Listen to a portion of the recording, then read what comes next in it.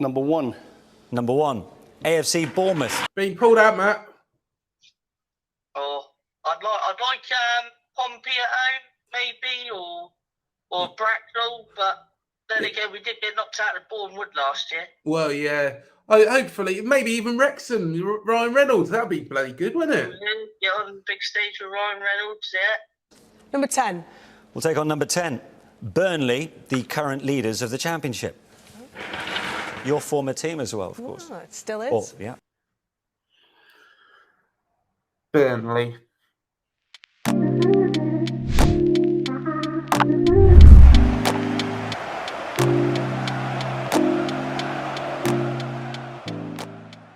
Good afternoon, Cherries fans, and welcome to this latest show here on Up the Cherries in all departments. Now, before I do welcome on my special guest, and it is a very special guest, here's a little bit about our sponsors, Dental on the Banks.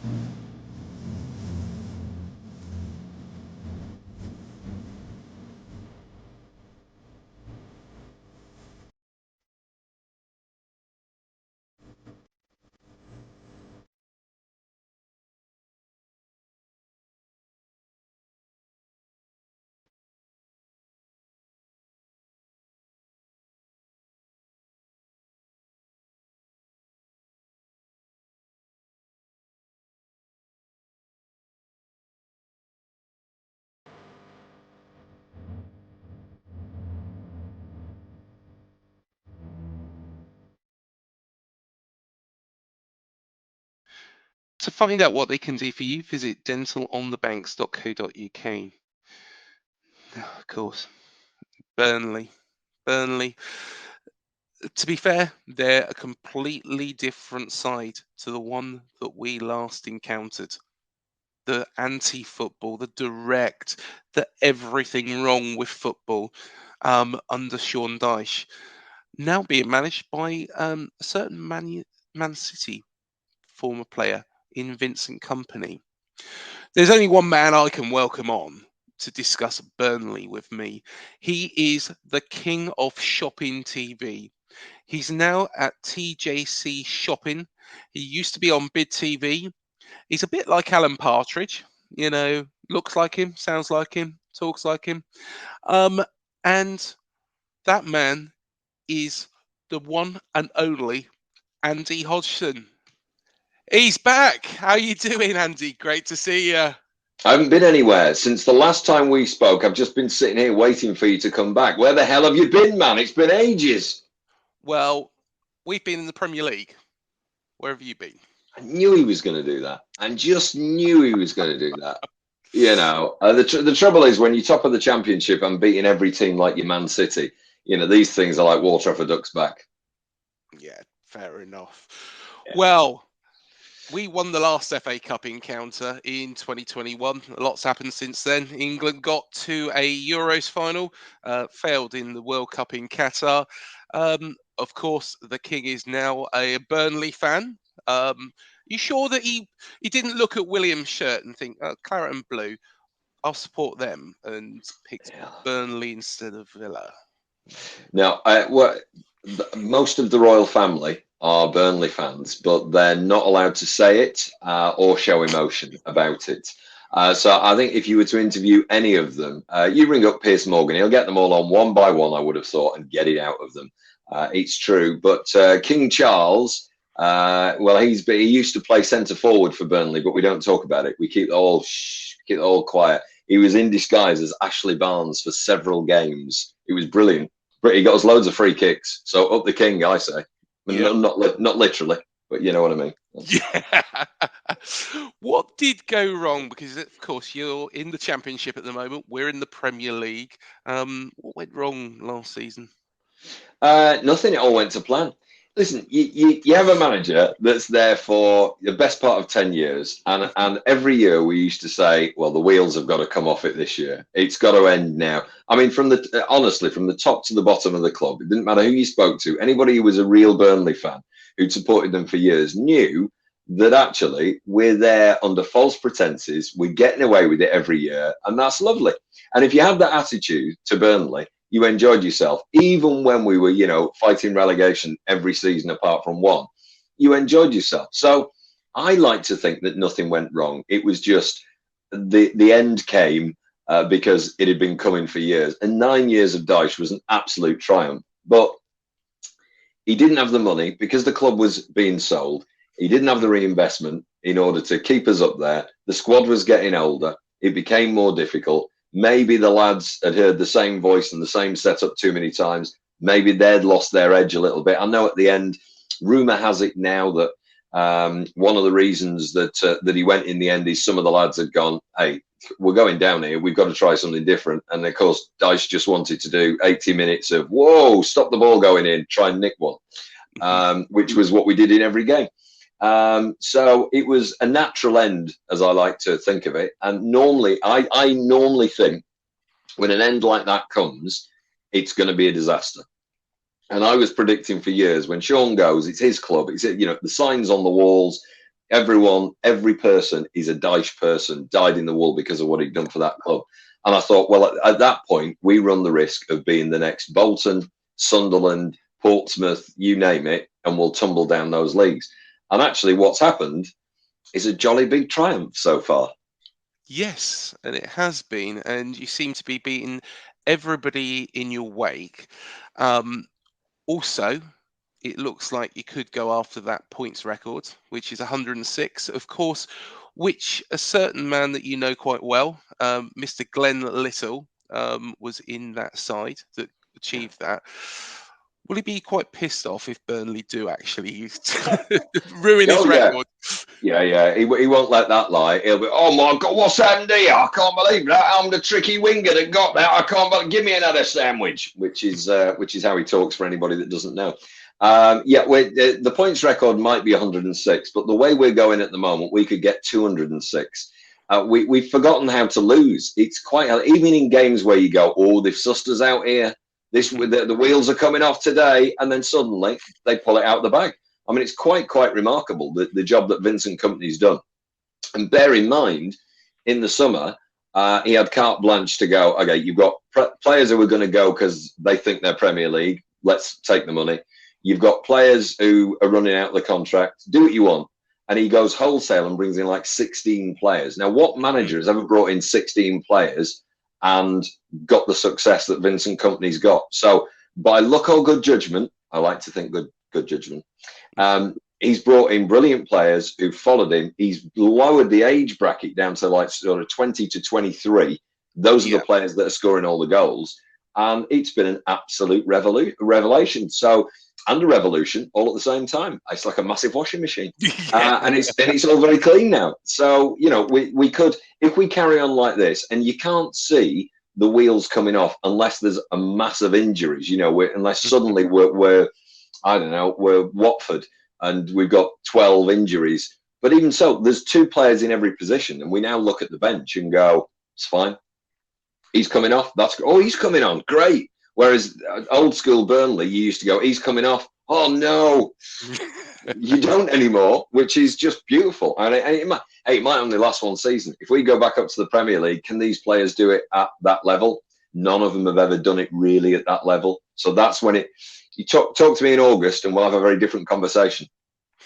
Are you missing, though, the things that people used to put all these catchphrases on Burnley, and you love a catchphrase? You're the Alan Partridge of shopping TV. Dial right now. It's gone. Quick, stop the price. Stop the price. Stop the price. Dan. Dan. Dan. Dan. Dan! No. You won't be working here long, Dan. It's 17.99. North of 30 quid, fella. Very funny. But are you missing all those moans about Burnley and those catchphrases? Time wasting, anti-football, direct, everything wrong with football, because it's not anymore. Well, it was hilarious because you'd go to somewhere like Chelsea and they would hate us from the minute we arrived anywhere near the ground. I mean, it was pure hatred. Some of the aggro that I got when we were in the commentary box and we'd sit next to the Chelsea fans. Oh my God, there were genuinely times where at the end stewards would have to line up next to us to protect us from like Chelsea fans who could not stand the sight of us because we could sneak a draw and occasionally beat them as well. Once we got, I think, 3-3 there and we were 3-0 up at half time. And that's, we're all going, what's happened here? They were furious with that. And we literally used to go and the away end would yes chant, anti-football, anti-football, total wind-up merchants. And we knew to put Ashley Barnes on up front. And what will he do? He'll stand there. He'll wait for the player to hit him at the back. He'll go, I've just been done again, ref. Ref will go, here's a free kick for him. Well done, son. Jolly good.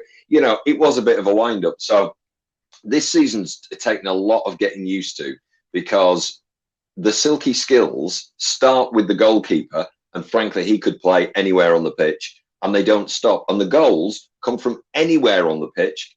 Literally any player you could wander through 5 players and put it in the back of the net from 25 yards out. It's very unfamiliar territory. And so for this season only, I don't miss it at all because now we are literally mini Man City of the Championship. Well, there is that. Of course, we can't stand the sight of Burnley either. No. Because looking at the figures, and we'll come to a certain game as well. I've bleated on about it. We'll come to that at the end. But going back to 1999, we have only won one game against Burnley at Dean Court in all that time. And we've played each other enough, haven't we? Because we keep seeming to get the cup draws if we're not in the same league. And we seem to follow each other around a bit. Yeah. But I don't know what it is. Do we like the sea air? It's a nice break, I suppose, from Burnley, from the chimney stacks. Do we... I don't know. I mean, we're two teams that are, let's be honest, very similar. Smaller stadiums in comparison to the higher echelons of football, lower budgets in comparison to the higher echelons of football. And Dyche had a way of winning, or at least drawing, and not losing too many. So when it came to teams like Bournemouth, you kind of go, okay, we've got a chance today. What will be interesting this week is that you're on a run of form which is poor. The Chelseas, the Palaces, the Man Uniteds and so forth. We can't compare to that. We've been playing Swanseas and Stokes and Birminghams. However, they've got the winning mentality at the moment that means it could be another 3-0 job, I'm afraid. Even if we go 1-0 down, it's still 3-1. To bring that figure up, didn't you? The 3-0. We'll come to that game in a moment because I'll tell you what, that still grinds on me. It does, doesn't it? You get very grumpy about that, don't you? I reckon you've got pajamas with it on. I hate Burnley now. I think he has. Well, of course, as the king of shopping TV, and you've worked on Bid TV and TJC Shopping Now, what I want to do is give you 30 seconds to sell this season what it's like to be a Burnley fan. Right. I'm off. What it's like to be a Burnley fan this season is just delightful. This is the creme de la creme. This season is the filet mignon. No, the Chateaubriand. The tastiest of tasty, the finest of skills, the greatest. If you want to feel elated after every game, triumphant, if you want to look down at all others, this is the place to be, at the top of the Championship with players that are fine and beautiful and tricky and can beat 20 on the pitch and then put it in the back of the net. If you want to be the greatest, buy Burnley Football Club and savour it and sit in the bubbling spa of delight that is the Championship. And only $7.99 P&P added on. Well, that is 45 seconds. But I did start a little bit early as well, You did. Andy. So I'll You did. I'll give you that. Yeah. I'll give All right. give you Thanks. that. No problem at all. Are you buying then? Yeah. Probably not. Probably No. not. Especially after that. That game. Mate Vidra. Yeah, we'll come to that. He's gone back to the Czech Republic now, so you're safe. Well, that's good. That's a good job. But then again, looking at what Vincent Kompany's bought in, Yeah. it's a little bit worrying. What as a Bournemouth fan and any other fans, most teams don't know our team anymore because it's so new. There's hardly any players you recognise from like the Premier League. So yeah, have you sat there this week and looked at any Burnley players and gone, "Oh, I'm worried about them," or do you look and go, "Who the hell's that?" Most of the time, it is who the hell is that? but let's be fair. We don't pay much attention to Burnley down here because we're too busy in the Premier League. Yeah, that's true. And actually, in fairness to Bournemouth, you may be in the lower end of the Premier League, but actually, it can all change quite quickly with a couple of wins that you haven't been getting. But if you start getting a couple of wins in the Premier League, you never know. I mean, January as well. Brentford might do, might not, might squeeze a draw. Although based on their form, beating Liverpool, probably not. Nottingham Forest. Now there's a good one. Can you get some points out of Forest? I think so. Yeah. I think so. Yeah, I think we can beat them, and we're at Dean Court, so why not? And then of course we go to Brighton as well, but they've just beaten Everton 4-1. My dad was at that game. He said Brighton were really good. He said, in fairness, but Everton were woeful. So Brighton good or Everton bad? I think Brighton they've got a World Cup winner in their side, haven't they? So they're a bit cock-a-hoop about everything there. So. Yeah, I'm sure that he'll be moving on, maybe to Burnley one day. Who, my dad? No, I doubt. Not at his age. He's in his mid-70s now. That's never going to work, is it? Never going to work. I mean, he is called Hodgson, but he's not Roy. So yeah. But you never know. McAllister might think, well, I want to work under Vincent Kompany. What a better place, beautiful area to go to than Turf Moor. Yeah. Let's forget the pier and the big wheel and candy floss and licking my toffee apple. The attraction is there, isn't it? I often used to think with Burnley, and this is true, that the truth of it is, you would say to players, come and play for Burnley, and the first thing they'd say was, where's that? And that's still the case, although people are now looking it up more so, and players who were playing in Belgium and, have gone, what? Where is it? But I reckon they all live in sort of South Manchester in the footballers' belt of Barnes and Wilmslow. So if it all goes wrong, they can still get a job at Stoke. So that's the truth in it. They all end up there, and only occasionally do a couple of escape to Everton, like Tarkowski and McNeil did last season. And look what that's done for them. Well, exactly. And who wants to go to Stoke? Yeah, we're quite well. Well, we did the other day and snuck a 1-0 win in the league. But I thought we were going to get beat there, to be honest. There's been a few games this season where I thought, oh, we're not when now. Rotherham on a Wednesday night, you think, oh, no. And suddenly we sneak it. And you'd think teams would suss out, an exquisite footballing side from Vincent Kompany's Manchester City academy of quality. But they haven't. They've tried like 5 in defence, 15 in defence, 20 in defence, and still we dance around them. So it's cracking. But Burnley can do it on a cold night in Stoke. Yeah, that is the thing.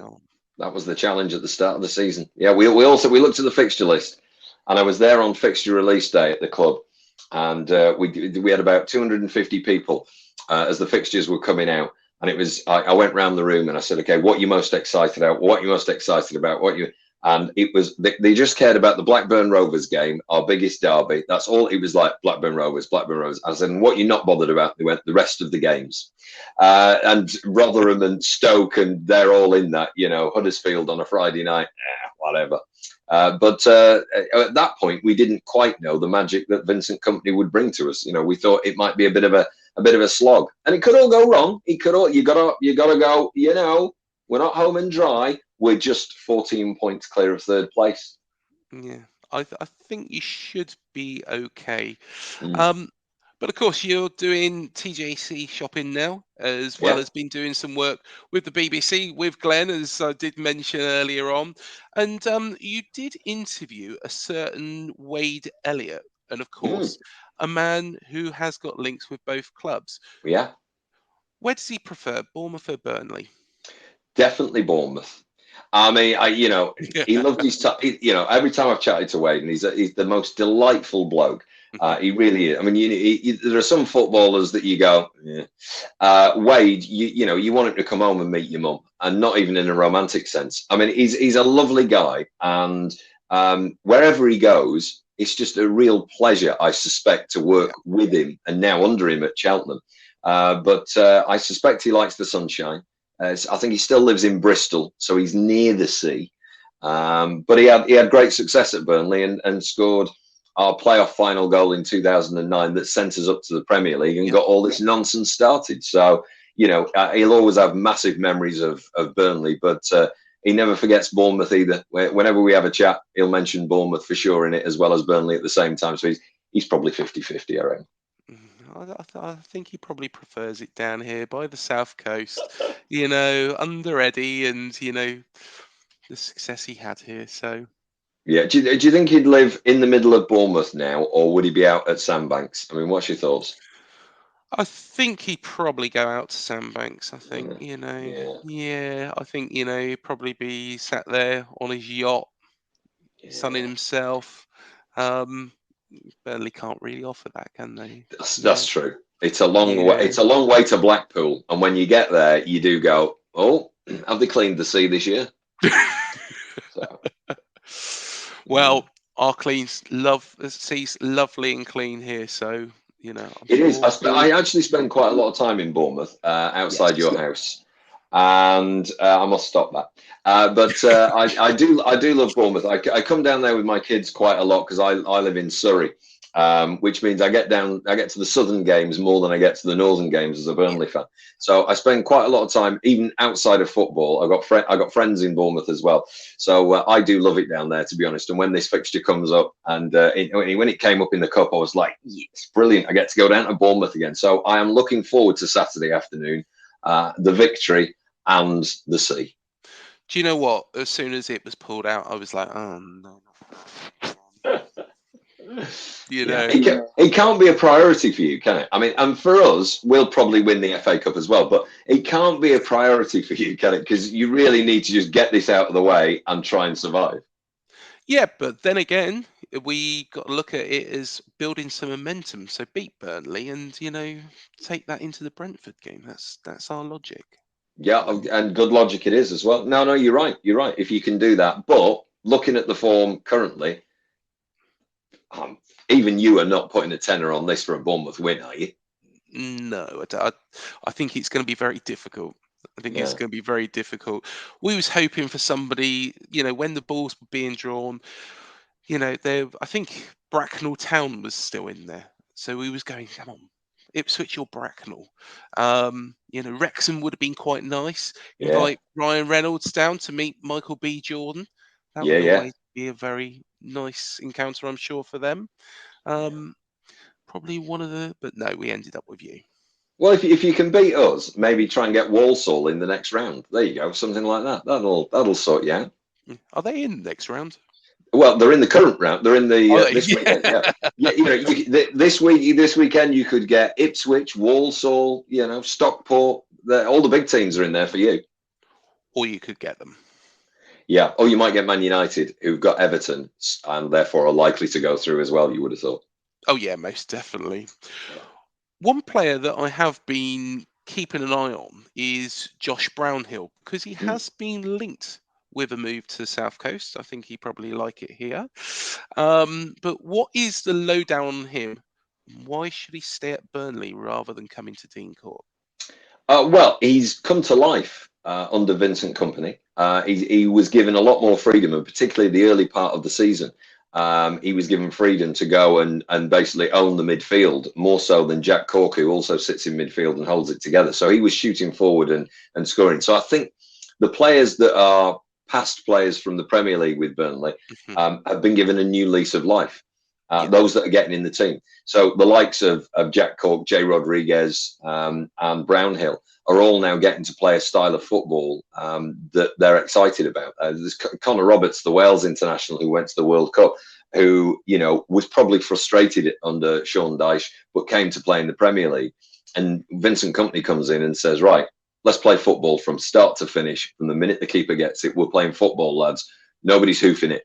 And so all of those players, including Brownhill, they've got the freedom of movement. And he's the right age that he should probably stick around, get a promotion to the Premier League and then go again, because he's got some experience in there. And with a different setup under Vincent Kompany, I think he's got a lot of options that maybe he didn't have before that would make it more attractive to stay. Yeah, no, I can understand that. And sometimes players who are at teams at the top of the Championship won't move to a team which is at the bottom. Yeah. Although we have got the money now. We have got the money, as you know. That's true. What do you make of all the happenings at Bournemouth and the takeover? Well, it can go a million different ways, because we had it 18 months, 2 years ago, and we've got American owners now. So there's a lot of similarities here.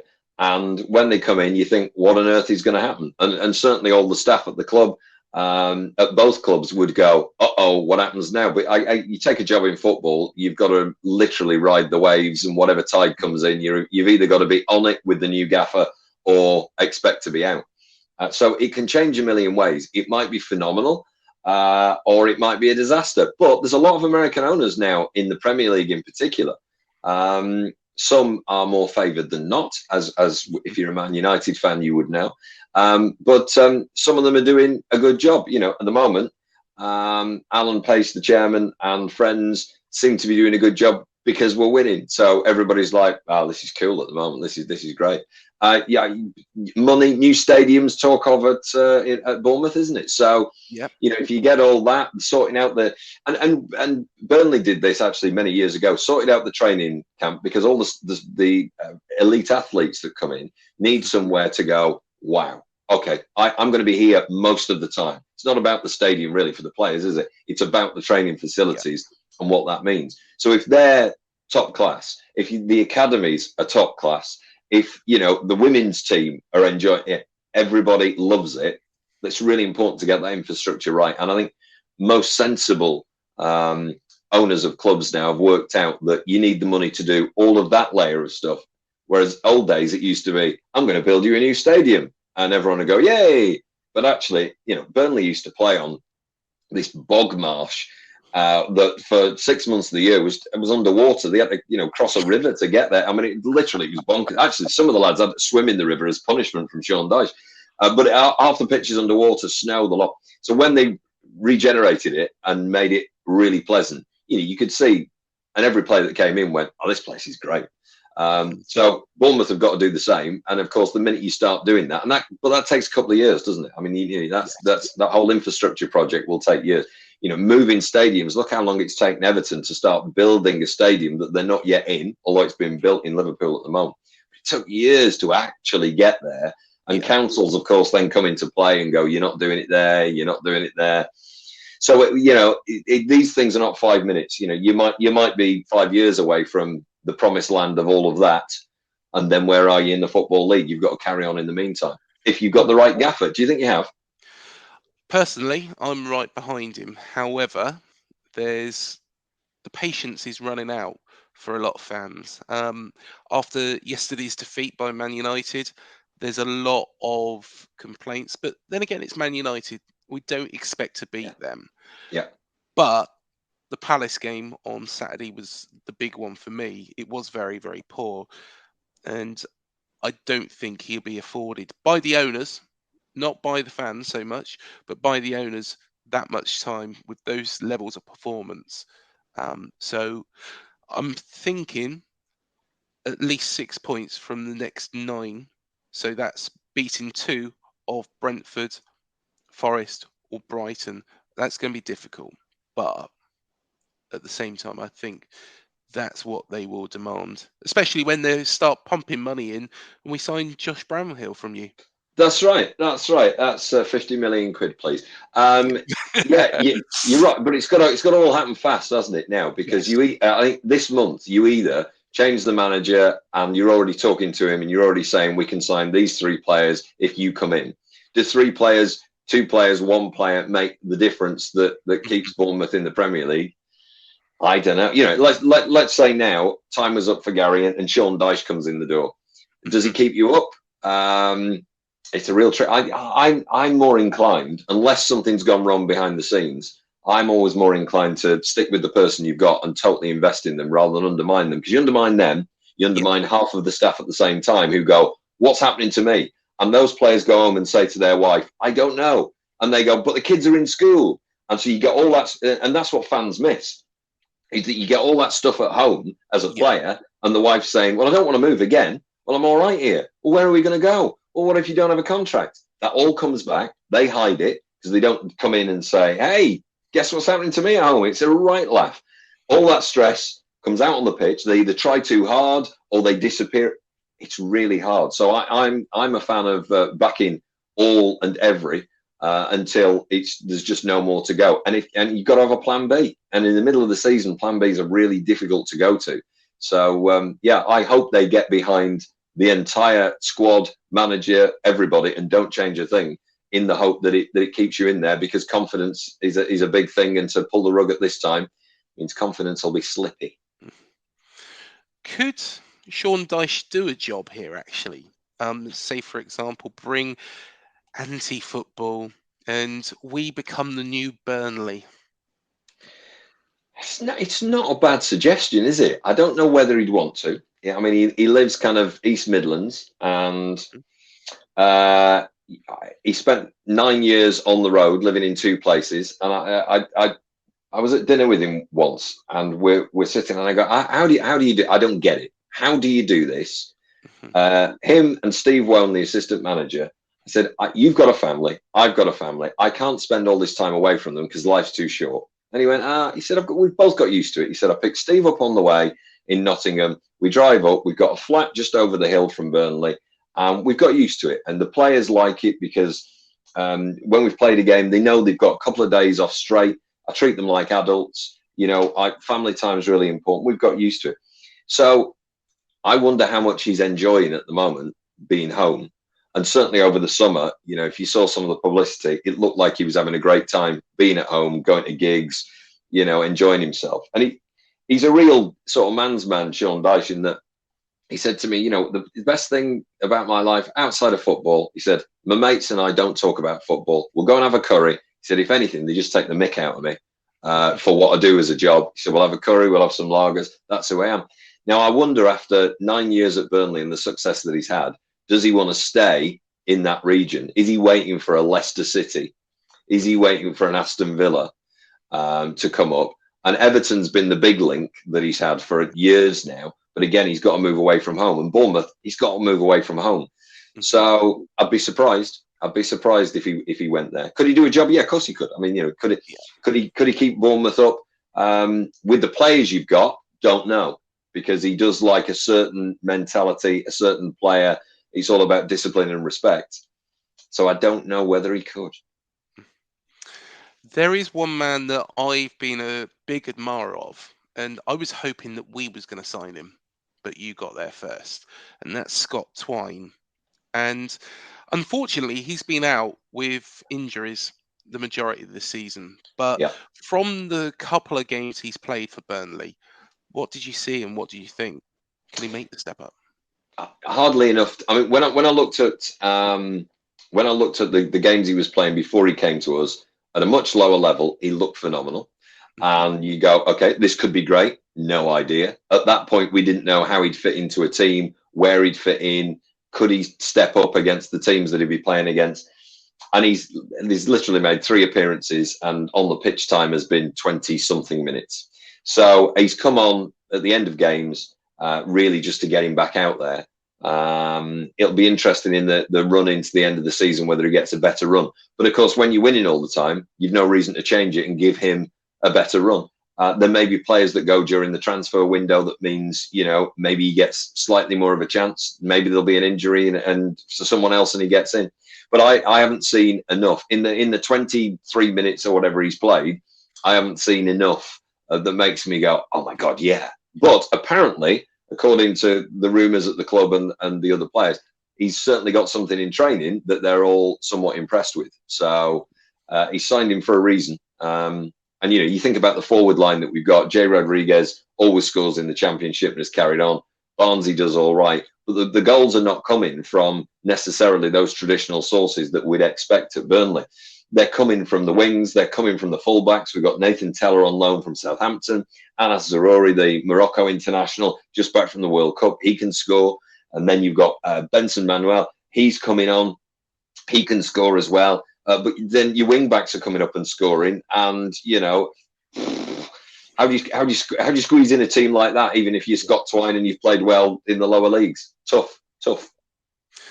Well, do give us a little bit more of a lowdown on this Burnley side that Vincent Kompany has built, and the whole mentality that he's changed at the club since relegation last season. Yeah, well, I mean, he's come in with all managers come in and say, I've got to change the philosophy. They've got to believe in what I do. And most of the time, I'm squinting going, what are you doing? I can't work it out. I think the timing has been absolutely perfect. You get relegated and you say to a guy that's got an enormous pedigree, here's a chance. You can wipe the floor with the place and bring in your team. Now, if you come in mid-season, or even if you come in after relegation, you've got players on contracts and you're stuck with them. And the problem is they become big Charlie potatoes and they go, oh, I'm too good for Rotherham on a Wednesday night. I'm getting here's me 40 grand. I couldn't give a monkeys. I'll get a move at the end of the season. You've got to deal with all of that nonsense. So in talent management terms, he's come in. He's gone, I don't have to deal with that nonsense. He's had the conversations before he stepped in the door, on the last day of the season. He knows he's probably going to take that job. He's had those conversations. He's gone, who's leaving? And you go, all right, Nick Pope's the England goalkeeper. Of course he's going. Tarkowski's brilliant, should play for England. Of course he's going. You go down the list, you go, so they all go, and there might be money there for me. But forget all that. I want to play Manchester City style football and bring the age of the team right down. How do I do that? Well, I've got to get a keeper that can play football without everyone going, oh, get rid of it. Oh, get rid of it.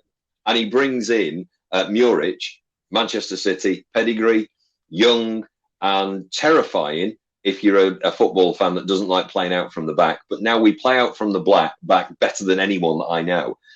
So he's brought in, literally from the back, players that understand the Manchester City way. Because if you think about it, we had some good goalkeepers on the roster, but Muric, there's no one better at the back. You then think about who he's brought in: Taylor Harwood-Bellis, Manchester City pedigree. You've got Wales international Connor Roberts, who plays really well for us. Charlie Taylor sometimes can't get in the team, and he's a fantastic defender wherever he plays. Can't get in the team because of the quality. You then go into Germany and bring in Jordan Bear, who's just been a revelation. No one's ever heard of him. Let's be honest. No one's ever heard. Half these players I'm saying now, you're going, I don't know who these players are. Just phenomenal. They can mazy dribble up the pitch, and then they can slot in just the right ball. All of these players are footballers in the truest sense. And then you look into midfield and you go, right, we've got a couple of lads who can hold it brilliantly. Jack Cork, get in there. Goodmanson, yeah, you'll get some games. And Josh Brownhill, you're going to hold it up brilliantly. But then you bring in players you've never heard of again. Vitinho, Josh Cullen, been an absolute revelation. And he can play football and he can hold it up. He can do everything. But most teams have never heard of him. Bastian, he can come on and do the same. So every area you look, normally when the teams change or get relegated, it's the core is the same, and we've added a little bit, and every team talks about we've added a little bit, we'll be all right. We didn't.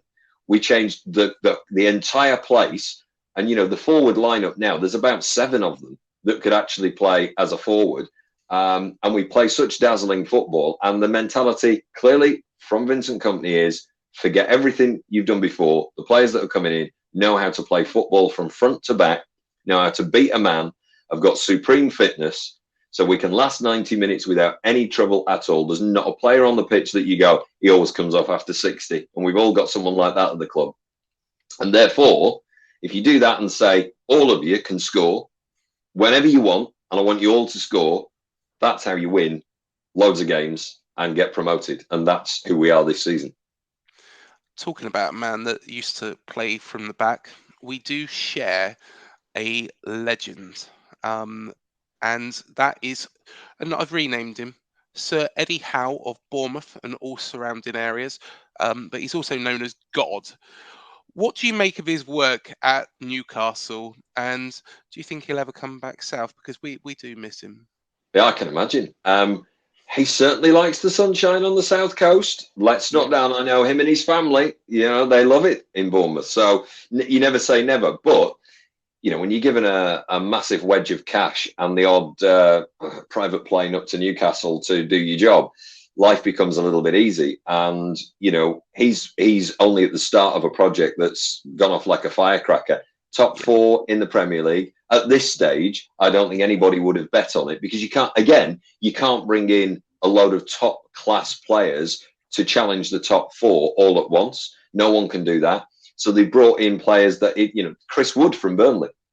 I thought he's gone for the money, because surely he'll only play some games. Yeah. He's doing reasonably well for them, but he's reinvigorated. Him and Jason have reinvigorated a team that were a bit, it's not quite working. It's not quite working. Again, the confidence factor, absolutely huge. So it's not just been the money because they don't actually have a Manchester City team there, do they? They don't have, a team that are guaranteed winners. But what they've got is the confidence that says, with a fair wind, if you keep going, you never know, you might stay in this team. And so they've probably gone up a notch, all of them, to try and stay in the team.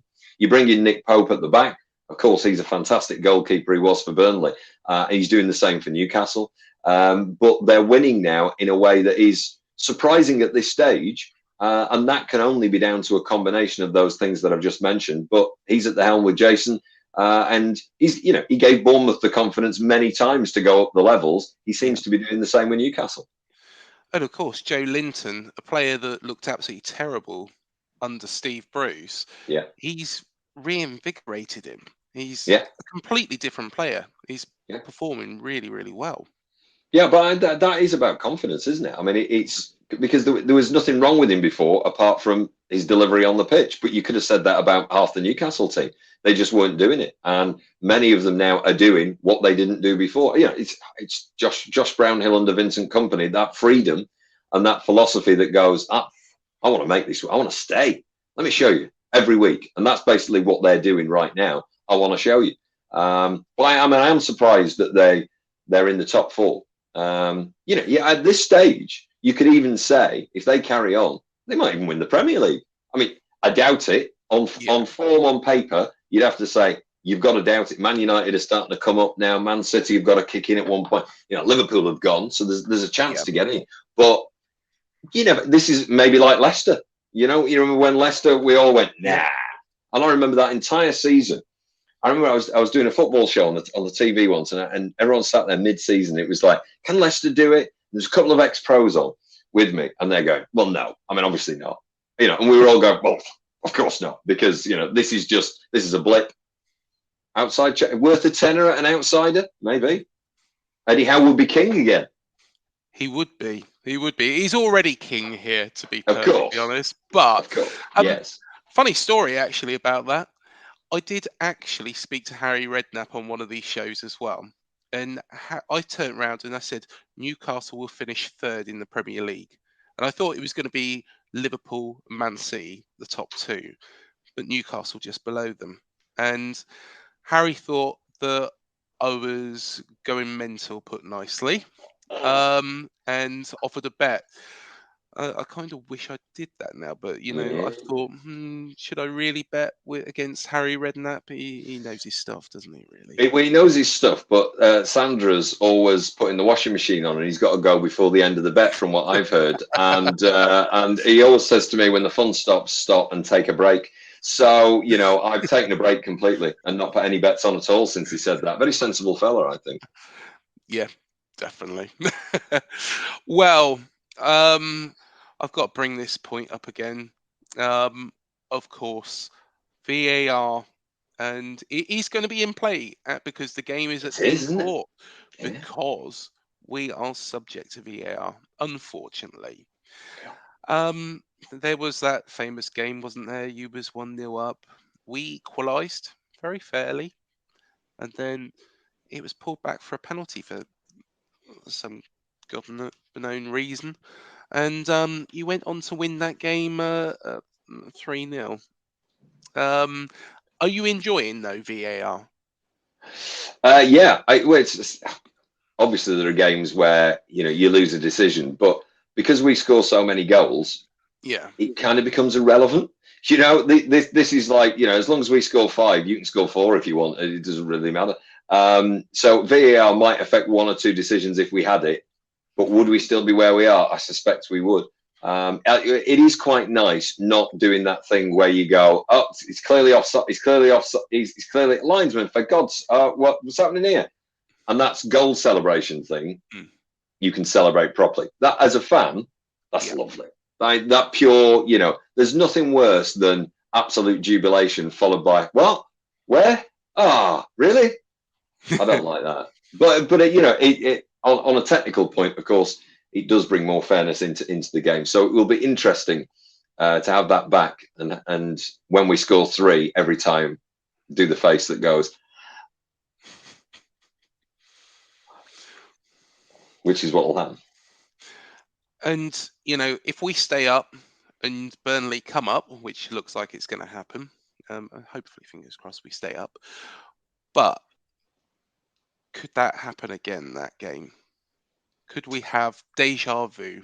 Yeah, well, we certainly could, couldn't we? You've got to stay up first. Let me ask you one more question. Go on. Who are the 3 teams in the Premier League that are worse than Bournemouth, which makes you safe? Because that's what I always did with Burnley. It was like, okay, yeah, but these 3 are rubbish, so we're all right. Southampton. Currently. Everton. Ooh, gamble. Yeah. Everton, they seem to pull themselves out of it all the time. Well, they did last season, yeah. They always have historically, haven't they? Ever since my dad's an Everton season ticket holder, and he always says, son, we don't go down. We never go down. Last season, he was going, oh, we might actually go down this season, but no.